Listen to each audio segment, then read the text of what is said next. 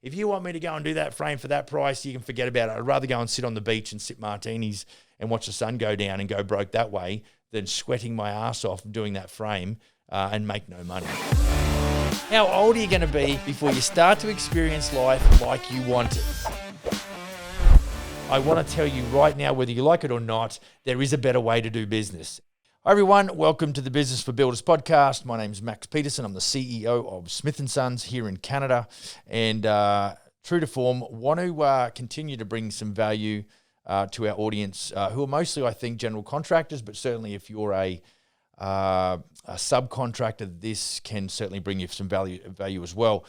Look, I think up to this point, we've had the ability to really shoot from the hip as far as content and things that we've done. What we really want to do now going forward is to not just shoot from the hip, but I really want to, I feel the fact that we're into a new year, we've done a couple of podcasts this year already, but really what I want to do is to start nailing down some real steak and potatoes, some things that can really change the way you think. We have a fairly standard practice in Smith & Sons that we a couple of subjects that we look at is obviously the mindset of the individuals. That's the first thing. And then we talk about management and marketing and mentoring and mastery, business mastery. But, really we want to dive into sort of each of those subject lines and really talk about things that are going to benefit you and your business. So I think I thought of, okay, what is a great place to start? And really what I wanted to do was I really want to ram home the vulnerability that you and I face as business owners. So if you work for yourself, if you're employed at this point by another building company or a general contractor or a sub, you might work for an electrician or whatever, then this is just something to think about. If you go, gee, I really hate my job, I'd love to go and run my own business. What I've done is I've just done a little bit of quick research online, and one of the Forbes magazine did a bit of a study or did an article around 5 reasons that small businesses fail. So I thought, brilliant, that'll be a great place to start. So if you're driving down the road, this will make for some entertainment, but it might actually rock your world a little bit because I think we need to understand where our vulnerabilities are in business. If we do SWOT analysis, where we analyze our strengths, our weaknesses, our opportunities, and our threats, understanding how vulnerable we are in the construction business is a great place to sort of really go, okay, I really need to, sort of begin to try and reach the top of my game and operate a business in the most efficient, effective, and profitable manner. So according to the Small Business Administration Office of Advocacy's 2018, roughly 80% of small businesses survive the first year. So there's a good thing. If you're in business and you just started, 80% of folks who begin a new business are going to actually survive the first year. Good news, high five. However, and there is always a however or a but, the number falls sharply. Only about half of those businesses survive past the 5-year mark. So between 45 and 51% of businesses after the first 12 months actually end up out of business. And of course, beyond that, only about 3 businesses, one in 3 businesses, so 1/3 get to the 10-year mark and live to tell the tale. So your chances of survival, folks, is 30%. Only 1 in 3 small businesses get to the 10-year mark. So if you want to be in business 10 years from now, then you're going to have to educate yourself and operate at a different level because it's super important that you understand. So I think, by identifying some of those primary causes of business failure, it enables us to make adjustments in and around what we do, maybe even how we think as the precursor. We really got to change our thought towards business and really understanding that, what is it? What are the things that are going to, really where we're going to run out of gas, where we're going to run out of momentum, where we're going to run out of belief in ourselves perhaps, and those sorts of things. So basically what I'm going to do is we're just going to take a quick look at some of these 5 points. Now, some of these, this is a very general. This is not construction. This is in general, how businesses perform. And so, there's a couple of things here that may or may not really be applicable to you and your situation, but we're going to run through them all anyway. Now, look, the first one is where it says there's no market needed. In other words, there wasn't any opportunity for you to sell your goods or services to. What I find is that it doesn't really apply to us. But what you need to do, I think, as far as within the market, we need to identify 2 things. We need to work out what our niche is, and we need to work out what I would call our preferred client profile, or some people call it their avatar. What does their client look like? So for us at Smith & Sons, we focus a lot on renovations and remodeling, but custom homes also come into it as well because of the amount of detail that's got to go into the pre-construction phase, i.e. creating the list of specifications and inclusions, the way we go about that, how we work some preliminary contracts and things like that. So, I think that's, for you in your position, you might say, well, I see, heaps of builders driving around my town. I don't know how I can get my phone to ring. I think the first thing you've got to do is understand that you've really got to figure out, is there an opportunity for you to sell your services in this business or in this business category in your city? And if there is not, then yes, you've got to find something else to do. Usually in construction, it's you kind of just fall into the world of construction. I know for me, I started in the business in about June 1989, so you can figure out how old I am, when I was 16. But, really, you just transition through the phases. At that age, you sort of, you're either, you're working and then you go and you've got other things happening. You've got social lives and other things. And I remember being a 16-year-old just wanting a paycheck. I mean, it was like, well, I'm not good at anything else. I definitely wasn't good at school, and I had to identify with something. So I thought, well, this opportunity come around, and here we are. But then as you fast forward, obviously money becomes more important, and the more you make, the more you can spend, all that kind of business. And then what you find is you naturally inherit the business opportunity itself.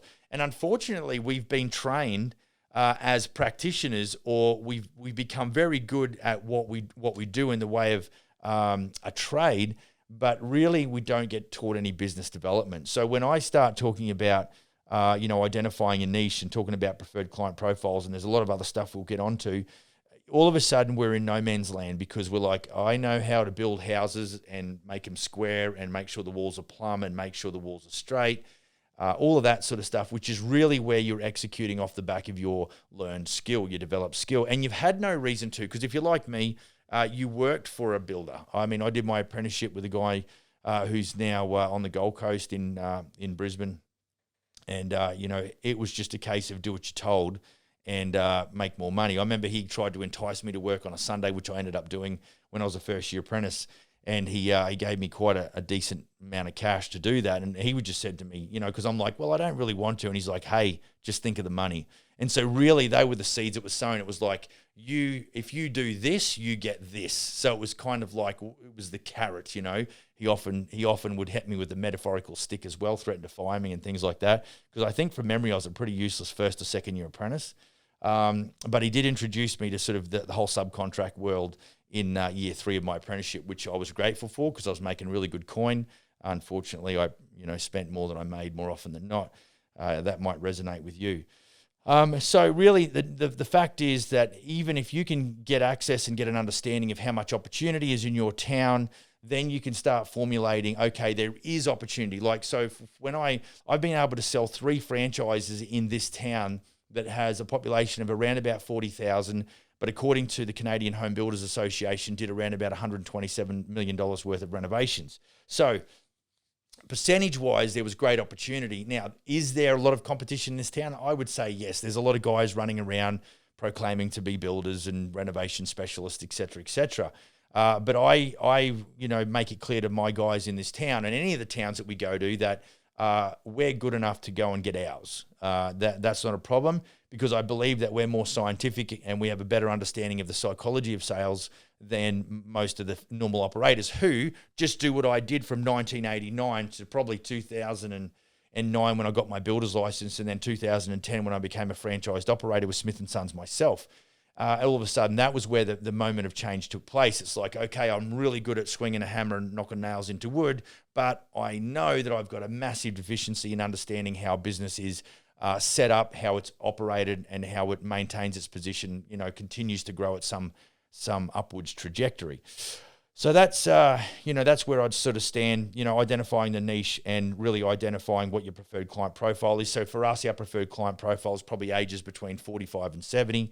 Own their own homes, own them outright. There's no encumbrance, no finance on those, and they're all cash. Most of my guys are dealing with clients that pay cash.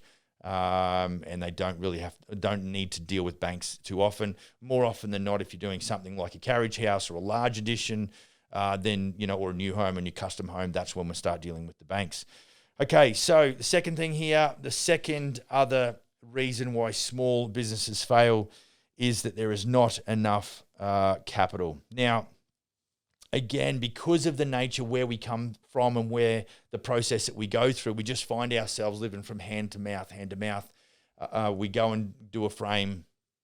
That takes us whatever time it is, 2 to 6 weeks or 8 weeks, whatever it takes if you're on a bigger job, and you kind of get paid. You might get progress draws along the way.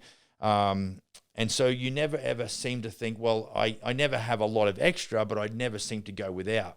And the problem comes when, for me, just before I got a builder's license, I run a framing crew and I had 15 guys, and we were doing jobs from the Gold Coast to Brisbane up to the Sunshine Coast on the northern end. And, I wasn't working on the tools, but I really had no analytical process on how I was doing as a business. I did get a lot of bad news at the end of the financial year.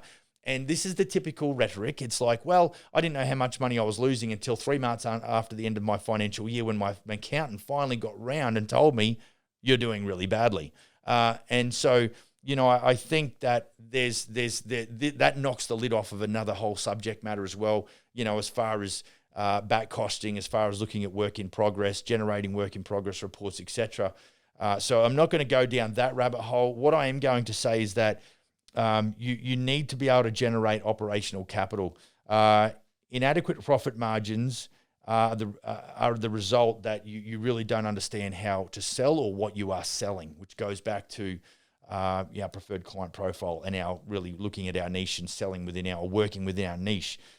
So sell better, scale quicker. See, the idea is that you make enough profit to cover your overheads, to make sure that your net profit percentage is happy, that after you pay tax, you now have some operational capital. You have money that you can reinvest back in the business if you so wish, or if you want to take a dividend. But even before that, you've got to make enough GP that you can turn around and you can buy that piece of equipment. You can onboard that new human being that's going to use your systems to develop the business. Because ultimately, us business owners, we do want an element of lifestyle after years and years of sacrifice and really getting into developing business. We do want to enjoy the fruits of our labor, which is, I think is the ultimate requirement that all of us business owners have from our business. That's the expectation that we have. So, I think what happens to a lot of our guys, which not a lot of our guys, but what happens to general contractors, generally speaking, is that, there's a slow strangulation, if you like, of the business in the critical areas. So it's like a slow death. And, I think what we don't understand how bad it gets. And I think a lot of the guys who are most vulnerable, let's say in Smith & Sons and in general, probably are the guys that are doing bigger numbers, because you've got great cash flow. If that's you've got great cash flow. But if you're not monitoring and you don't know exactly month on month or even quarter by quarter or project by project what sort of profit margins are being allocated or generated, making sure that all the liabilities are sorted out, it will be a slow death. Because one day, you're going to get, it'll get called in and you'll start to realize, and by then the liability is too great and you're forced to make sales way beyond what you can deliver. You're forced to deliver contracts or deliver products way beyond what your infrastructure can deliver. And so basically you then, it's a slow death. And the reason is, like, for general contractors in this marketplace, the slow death is really around, you start cutting back on your marketing budgets. You start cutting back on other critical areas within your business that you've always relied on. But because of a few financial mistakes that you might have made, a few financial oversights that might have happened, you're now finding yourself so deep and so underwater that you just can't get back to the surface. So, it's super important that you understand, where you're at as far as your working capital is concerned. I think having, 6 months in the bank is probably a good idea. That's something that you might go, Max, that's out of control. I'm in a startup phase. I'm like, okay, that's fine. But 3 to 6 months in the bank at all times. I know I've got certain stipulations for my shareholder agreement for this company, for Smith & Sons Corporate, and there is a stipulation as to how much has got to stay in there as operating capital. So, if it's good enough, for me, it's a great principle that general contractors should adopt as well to ensure that they actually go beyond the 10-year mark and the business is delivering the results that they want. Okay, so number 3, why businesses fail. They fail to hire. They fail to hire the right type of talent. I think in this business, you've got to be a good talent scout. You have to hire quickly. You have to fire quickly. Some people say hire slowly and fire quickly. It's up to you. Whatever your intuition tells you that you can work with. But predominantly, everyone is good on their first day. Everyone's good on their resume. They will tell you how good they are. But really, if you've got a 90-day probation period, you'll understand that, people can't keep up the front for too long. They will eventually succumb to becoming just a normal person in the workplace is what they really are. So I think what happens is, hiring is fun. It's great. It's there's a level of optimism that's there because you're taking a step forward in business development. The ugly part of that is that, that person might not work out or might not be in line with what your business objectives are. They might clash with the company culture as it is. And I think, if we dive into company culture, you understand that, the company culture has got to set a bar that is really doesn't move. Anyone that doesn't play well with the other boys and girls doesn't stay long in this business. Anybody that pretends to be somebody that they're not doesn't last in this business. And I think 50% of the time, it's not me going, you're a pretender, you're not a real player. It's that they eject themselves out of the business because of the culture. There's just not a fit, and they might come to me and say, look, this is not working out for me, I've got to go. And so I think there is some power in an effective recruitment process, and we do offer that to our franchise operators as well. We have the ability to run ads, and the content within the ads is very specific. But for the guys, once they get boots on the ground, then they've got to be in a position where they're understanding the power of culture and the influence that has on your bottom line. And so, a lot of our guys, they come to me and say, well, I need a lead carpenter and I'm willing to pay him, $27 an hour. And I turn around and ask them straight away. I said, is that what you'd work for? And the answer is always, no, that's not what I'd work for. So the problem, the challenge, the reason they do that, they say, Max, well, no, I wouldn't work for that, is because that's how they've always been taught. So they're going, well, I've got to grind my subs, grind my suppliers, grind my workers, because it's always had, they've basically inherited this compete, using price, which when you start competing on price, it's just a race to the bottom. So what we're doing is we're trying to sort of come through like a breath of fresh air or some sunshine and say, hang on a minute, what about we demonstrate value? And we're going to talk about this, demonstrate the value that, there is a portion, of the marketplace that is going to spend more money on your service if you can demonstrate the value. Now, if they do that and you do deliver at the highest level, the chances of creating a higher net profit percentage is definitely, their opportunity is absolutely there. It's what we do. And so this is why when you go back to recruitment, if you sell better at the right profit margins that you need because you know your numbers, and we'll talk a bit about that later, then what it enables you to do is actually invest in good human resource. And as I've said before, businesses run off the back of having really good systems, and really good systems are run by great human beings. So, essentially that's what you want to do. So building the right team is by far the best thing for the business. Having great people in the business is one of the most rewarding parts of working in the business, but I'll tell you straight away that it is by far the greatest challenge. It's the greatest challenge, I think, because I'm obviously coaching, a handful of general contractors. I've also got, a small amount of staff that I've got to manage with. And so it's all people-based. And so when you're getting it right, it feels really good. But when there is, challenging personalities within the business, then that's when you start earning your dollars. Anybody can be a peacetime general. It takes some skill to be a wartime general. So, I think that these are a lot of the balls that are up in the air that we as, the president of your company or the CEO or the managing director or managing partner or whatever the case may be, this is part of the responsibility that you have But if you do get it right and you're able to navigate your way through and you do it over a consistent number of years, it's highly likely that you can build a good business. But you'd really want to have your head on straight and understand all these different aspects. So, looking at some of these reasons for failure is a great way you can go, okay, what are my threats? Where are my weaknesses? And how can I then, really put things in place, whether it's people or systems, to be able to sort of fend off, failure in that department. Okay, number 4, the fourth reason why businesses tend to fail is competition. And, it's funny because obviously when I think what I do, when I come to this country and I got, the proposal was made to me to be able to launch this brand in Canada, based on what I had seen. So this is the asset or the advantage that I had was that I knew what had taken place in the previous 6 or 7 years or whatever it was, 8 years with Smith & Sons in Australia and New Zealand. So when I came here and people would say to me who are in the construction industry, some family actually, and said to me that this whole franchising thing wouldn't work, it was kind of like the little kid that, makes a comment that you just don't pay any attention to because they're immature and they're young and they have no understanding.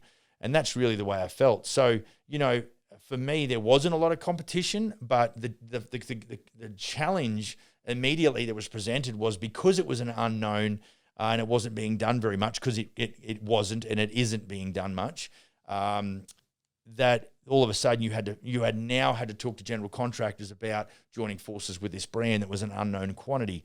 So, but what really gave me the stability and the confidence to move forward day after day was that I had an abundance mindset, not a scarcity mindset. I think if you go out and say, well, I want to make a shit ton of money, but then all of a sudden I know that you're really trying to condition, you're actually setting yourself up for failure before you've even got cracking.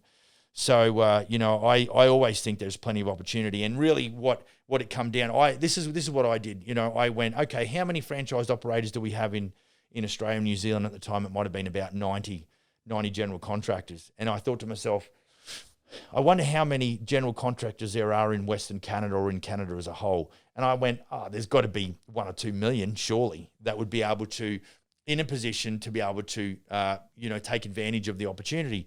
And so I looked at the odds and I said, well, I need 100 good men or women. And I've got I've got a marketplace of about, let's say 2 million general contractors.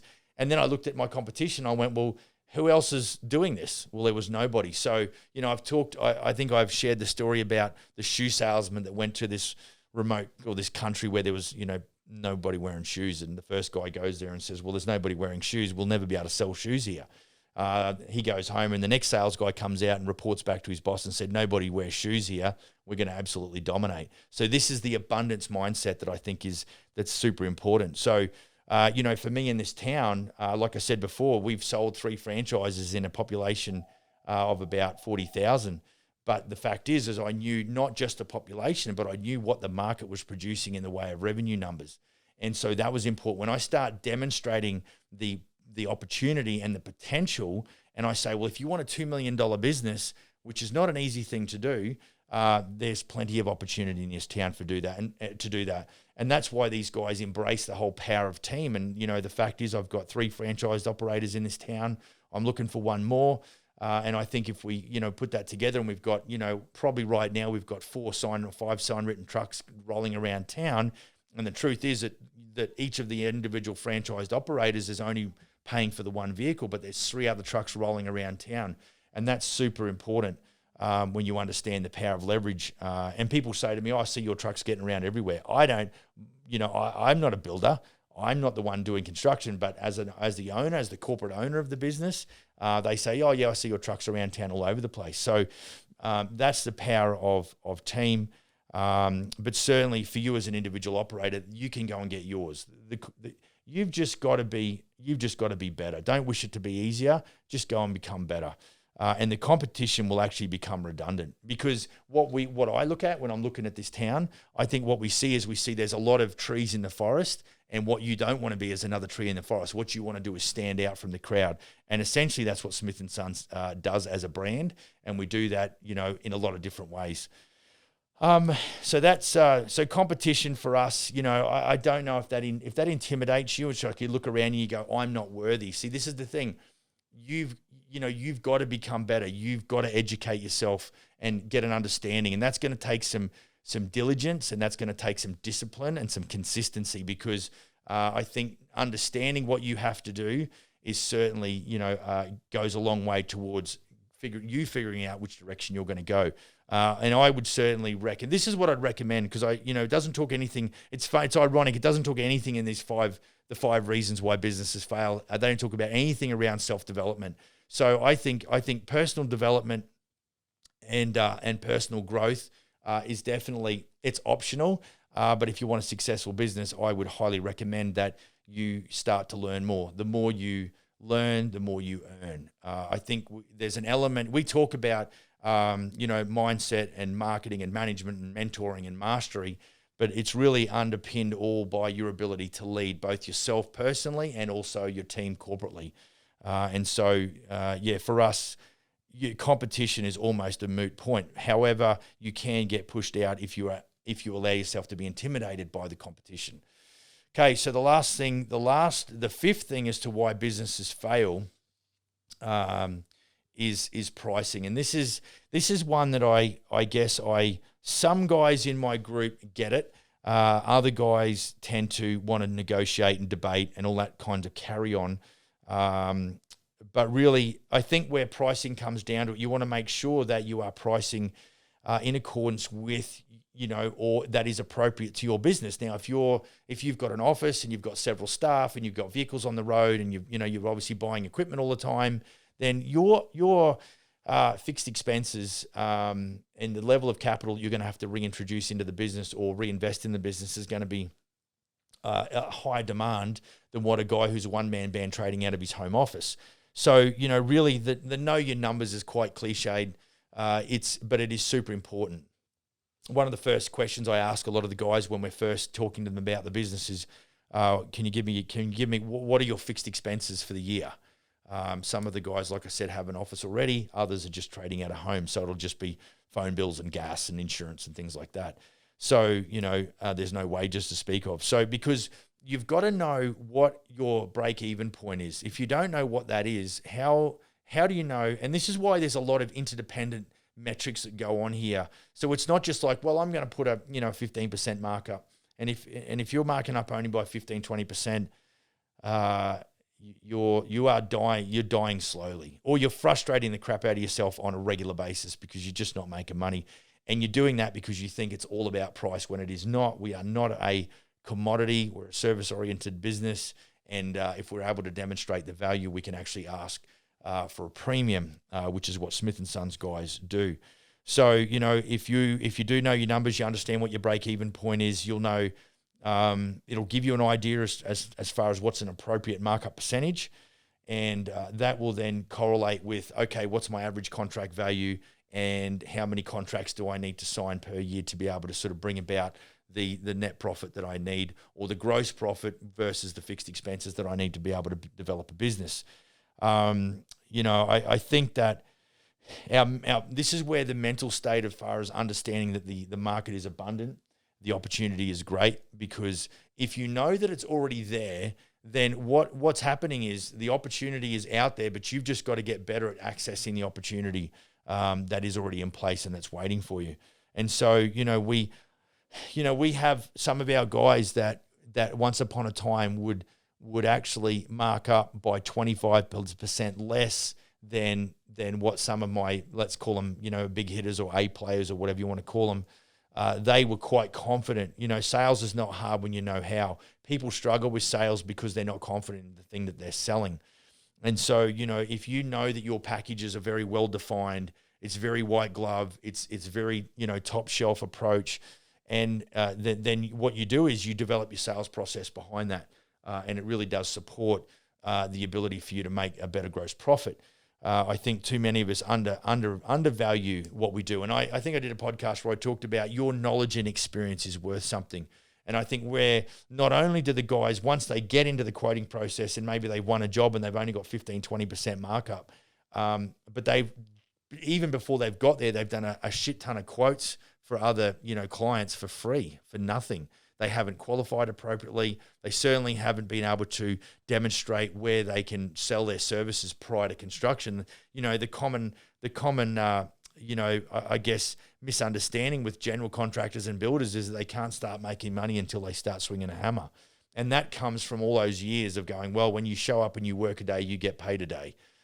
Whereas for us, there is, because our knowledge and experience is worth something, and the fact that we're operating a business from the wheelhouse and not from the engine room, we have to be able to cover our expenses. I mean, I don't know if you've got legal counsel that you may have worked with in the past. I mean, their hourly rate is unbelievable.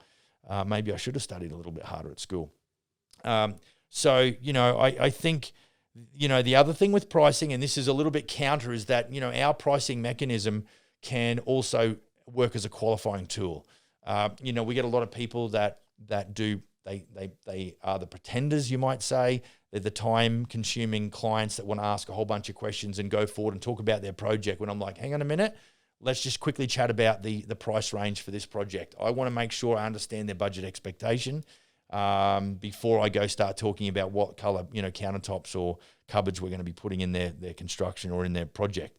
So, I think that pricing is a great qualifier because, I used to say to some of the superintendents I used to work for, I'm like, if you want me to go and do that frame for that price, you can forget about it. I'd rather go and sit on the beach and sip martinis and watch the sun go down and go broke that way than sweating my ass off doing that frame and make no money. And I don't think that attitude never changed. It didn't change for me once I went into construction.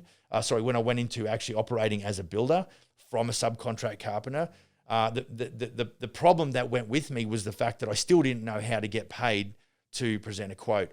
One of the upcoming episodes, we're going to cover in great detail, I think 5 stages on how we go from contact to contract. I've got nothing to talk about in the actual construction aspect, so stay tuned for that one. That one's probably coming up next week, but it's certainly going to make for a really, help you with some good understanding around what it is that you can do and how you can think about, really pricing and selling your services pre-construction much better. So, that's really a bit of a follow-on to the pricing. So they're the 5 reasons, why that businesses fail. Some of them, none of them, all of them might be appropriate to you in your situation, but have a think about all of them. I would encourage you to go and Google SWOT analysis and look at some of the strengths and the weaknesses and the opportunities and the threats in your business, because we don't like it when we hear businesses that go underwater and don't survive the drive. So if that's been helpful,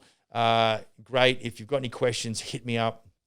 You can text us here at the office, 250-241-8866. Email me at max@businessforbuilders.ca. With any questions, I think, like I said at the beginning, I really want to get down and dirty with some of this stuff that's organized. I've got plenty of notes. I'm not just shooting from the hip anymore. I'm going to really try and give you some good insights that are going to be valuable to you and the survival of your business long term. So be encouraged. It can be done. You can do it. And we look forward to hearing stories of you building your kick-ass business. See you next time.